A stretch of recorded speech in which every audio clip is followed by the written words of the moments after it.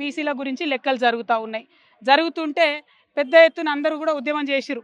లెక్కలే తప్పున్నాయి, మీరు పెట్టిన జనాభా లెక్కలు బాలేవని అన్నారు. అంటే ఆ మాట పక్కకు పోగొట్టాలి అని చెప్పి ఆయన ఏం చేస్తాడు ముఖ్యమంత్రి గారు అంటే, మోడీ గారు బీసీయా కాదా అనే చర్చ మొదలుపెట్టిండు. ఆయన మోడీ గారి మీద మాట్లాడంగానే ఇటుపక్క బండి సంజయ్ గారు మరి రాహుల్ గాంధీది ఏ మతం అని ఈయన మొదలుపెట్టిండు. అంటే ఏంటంటే ఈయన ఆయనని తిడతాడు, ఆయన ఈయనని తిడతాడు, మధ్యలో మాత్రం వీళ్ళిద్దరు కలిసి ప్రజలను పట్టించుకునే పరిస్థితి లేదు. మాకెందుకు మోడీ గారు బీసీ అయితే ఏంది, కాకపోతే ఏంది, మాకెందుకు రాహుల్ గాంధీ గారు ఏ మతం అయితేంది, ఏ కులం అయితేంది, మేము అడిగేది ఒకటే, ప్రజల సమస్యలు పరిష్కరించండి. మీరు ఏదైతే జనాభా లెక్కలు చేసిరో అవి సరిగ్గా లెక్క పెట్టండి.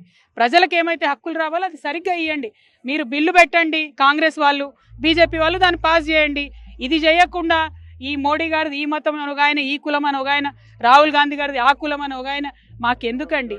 మీరు ఇద్దరు కలిసి ఆడుతున్నటువంటి నాటకం, ఇది డ్రామా ప్రజలకు అర్థమవుతా ఉన్నది.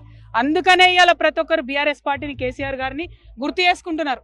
మీరు చిత్తశుద్ధితోని ఏం చెప్తే అది ప్రజలకు ఇవ్వండి, అంతేగాని దాని వెనకాల ఒక కుట్ర పెట్టి దాన్ని రాజకీయంగా వాడుకొని ప్రజలు హక్కులు అడగంగానే అటు నుంచి బీజేపీ వాళ్ళు వచ్చి మాట్లాడాలి, మళ్ళీ వాళ్ళని తిట్టుకుంటే ఇటు నుంచి కాంగ్రెస్ వాళ్ళు మాట్లాడాలి. మధ్యలో ప్రజల్ని మీరు అగౌరవపరుస్తున్నారు, అవమానిస్తున్నారు.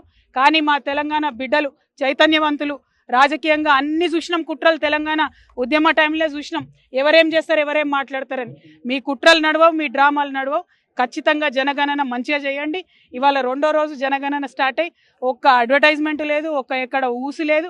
దాన్ని పరిపూర్ణంగా నిర్వహించండి, ప్రజలకు న్యాయం చేయాలి, బీసీ బిడ్డలను మోసం చేయొద్దని చెప్పి ముఖ్యమంత్రి గారిని, భారతీయ జనతా పార్టీని ఇద్దరిని కూడా మేము హెచ్చరిక చేస్తా ఉన్నాం.